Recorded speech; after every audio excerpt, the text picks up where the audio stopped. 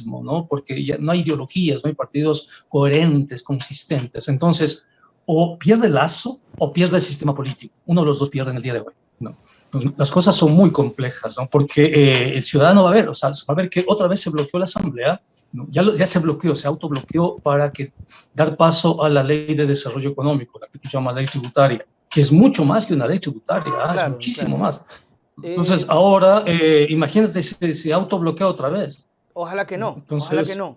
esperemos que no. Claro, ojalá que no y todo se dé por el bienestar general, porque Esperemos que no. las calles están bastante caldeadas, economista. Las calles están y el presidente está hoy, yo les digo, hicimos el otro día un análisis sobre todas las áreas en donde el presidente está perdiendo, con las mujeres, con los bananeros, con los arroceros, con los indígenas.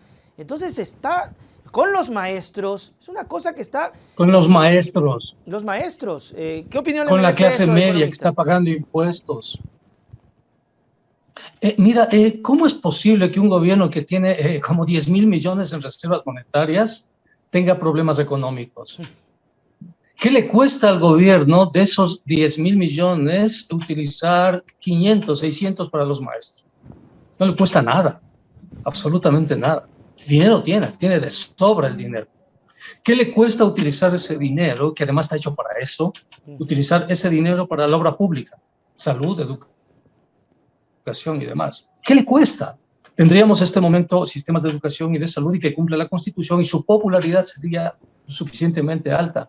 ¿Qué le cuesta al gobierno obedecer la decisión de la Corte Constitucional, ¿no? Y dar paso a lo que establece la Asamblea, las leyes y demás con respecto a los derechos de las mujeres, ¿no? Que son problemas de salud pública? ¿Qué le cuesta? Pero no, es un presidente que gobierna desde su propia y particular ideología, que está bien, nadie le discute que debe tener su ideología, pero debe gobernar para los 17,5 millones de ecuatorianos que tenemos distintas ideologías y tiene que sujetarse a la Constitución y a la ley. Es lo que tiene que hacer el presidente. Entonces, los maestros ya están en pie de lucha. Los maestros saben que hay dinero.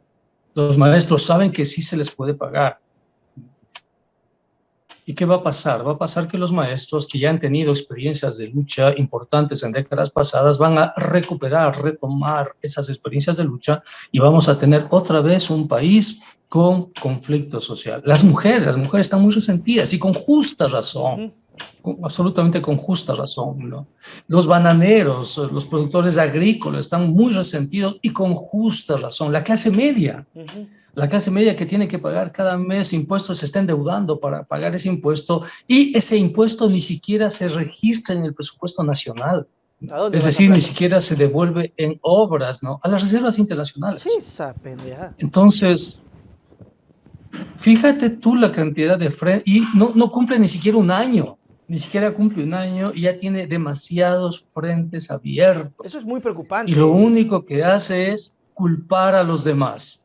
O sea, no asumir sus propios errores y demás, ¿no? Y es una posición típica de los ecuatorianos, decir, no fue por mi error, sino por culpa fue por culpa de otra persona. Nunca asumimos nuestras propias faltas, nuestros propios errores. Un problema de madurez como sociedad, ¿no? de madurez de nuestros políticos, considerar que nuestros errores no nos pertenecen a nosotros, sino que les pertenecen a nuestros enemigos, a nuestros adversarios, a las circunstancias externas, etcétera.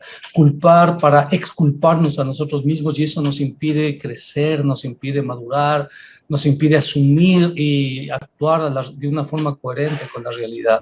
Y eso hace el gobierno de Guillermo Lasso, culpa. No, primero le culpó al expresidente Correa cuando vio que ya era tonto, porque realmente es tonto culpar a un presidente de hace más de 5 años, culpó al Chumvirato. Acuérdate, sí. Dijo que era el Chumvirato, ¿no? Ahí estuvo Leonidas Issa, Correa, Nebot. Cuando se le acabó eso del triunvirato y no se ve a quién más culpar, le culpó a la Asamblea. y le chantajea a la Asamblea y le dice, miren, tengo listo el decreto, dice el decreto de la muerte cruzada, cuando tiene pánico de las elecciones porque sabe que va a perder. Entonces, él no puede firmar el decreto de la muerte cruzada. Claro, Pablo, una Claro, es preguntita. imposible eso. Precisamente sobre la muerte cruzada, Pablo, una cosita. Saludamos a Omar Novoa, que nos envía un saludito. Gracias, Omar. ¿Usted cree, economista, que lo que vaya a pasar hoy va a definir realmente si el presidente activa o no la muerte cruzada? Es decir, si no va a tener esa ley, que no le va a dejar, ¿en qué se va a sostener? ¿Vamos a tener otra vez una versión de Moreno mucho más alargada que se va a sostener de otros poderes y no de la gente? Pero eso va a ser otra burbujita que va a explotar.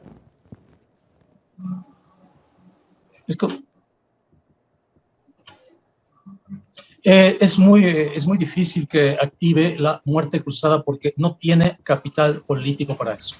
No tiene. Y al no tener capital político para eso, él sabe que con la muerte cruzada lo que haría es dispararse a los pies, ¿no? Estaría autoexcluyéndose para que venga en la sociedad ecuatoriana otra opción política y gane las elecciones, ¿no? En este momento no gana las elecciones, pero ni con ayuda de todos los dioses, si tú quieres, no gana las elecciones, no gana, ¿no? Entonces, es un chantaje además muy ingenuo, ¿no? Muy ingenuo porque en el tema político se conoce exactamente bien hasta dónde va el uno y va el otro, ¿no?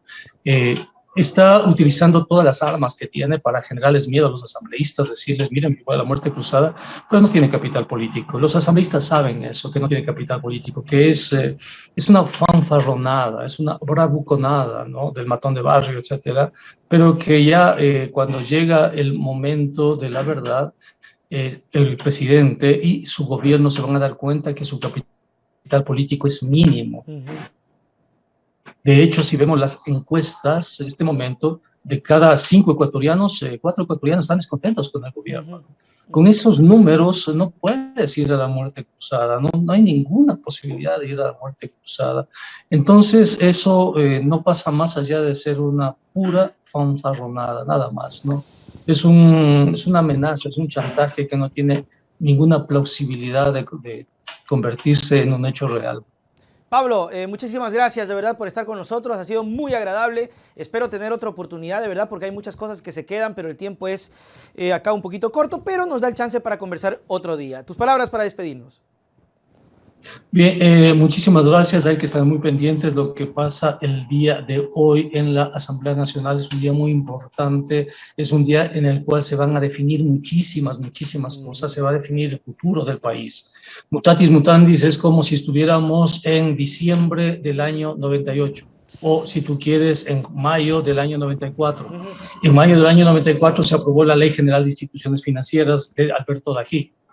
Si en ese entonces la sociedad hubiese negado esa ley, no habríamos tenido el salvataje bancario y la crisis del 99. No habrían muerto tantos ecuatorianos y tantos millones de ecuatorianos no habrían tenido que emigrar al extranjero en búsqueda de mejores condiciones de vida. Estamos en una coyuntura parecida ahora. Ironía, si negamos esa ley, no es que gana. Claro, son los mismos, ¿no? Los mismos que provocaron el feriado bancario. Ahora quieren provocar un periodo bancario más grande todavía. Y que el ciudadano esté alerta, ¿no? O sea, se juega su propio destino, el destino de cada uno de los 17,5 millones de ecuatorianos se nos juega esta tarde. Dice, no es broma, no es exageración. De pronto no lo vemos en los medios de comunicación, de pronto no lo vemos en los debates, pero es real. Es exactamente real. Es como en mayo del 94, cuando se aprobó la Ley General de Instituciones Financieras, ¿no? Si el ecuatoriano le hubieran dicho en esa circunstancia, mira, se está definiendo el futuro, alerta, cuidado, de pronto los ecuatorianos habríamos sido más prudentes, más precavidos en esa coyuntura de 1994 y habríamos evitado la crisis del 99. Ahora le decimos a los ecuatorianos, cuidado, alerta, se nos viene una crisis más grande, tratemos de evitar otra vez que la historia se repita. Esperemos que la Asamblea sea seria, sea responsable, sea consistente, sea coherente y que tenga un pronunciamiento muy sólido, muy consistente para que el día de mañana hablemos de otras cosas. Ya no hablemos del peligro de esta ley, sino que nos enfrentemos a otros escenarios. Muchísimas gracias y hasta una próxima oportunidad. Gracias, mi querido amigo. Nos vemos. Chao, chao. Bueno, ahí estuvo con nosotros el economista Pablo Dávalos, muy chévere y bastante esclarecedor y bastante también preocupante, ¿no? Lo que nos estaba contando Pablo acerca del escenario, de estas comparaciones y de cómo si tal vez retrocediéramos en el tiempo hubiésemos podido evitar. Yo creo que la demasiada confianza y la demasiada desregularización a la larga causa problemas. Díganme lo que quieran, pero yo creo que todo debe ser normado, todo debe ser educado. Incluso uno mismo, cuando comete errores. Si uno anda por la vida siendo comunicador y diciendo lo que le da la gana, sin que alguien te ale la oreja y te diga, oye, eso no se hace, tú vas a terminar muy mal en un tiempo, si no es corto, mediano o largo, pero terminas mal. Entonces, siempre tiene que haber regulación, siempre tiene que haber líneas claras. Tampoco la sobreregulación, la extorsión, el ahorcamiento, qué sé yo. Pero hoy se define. Ojalá que así sea y no le den largas y no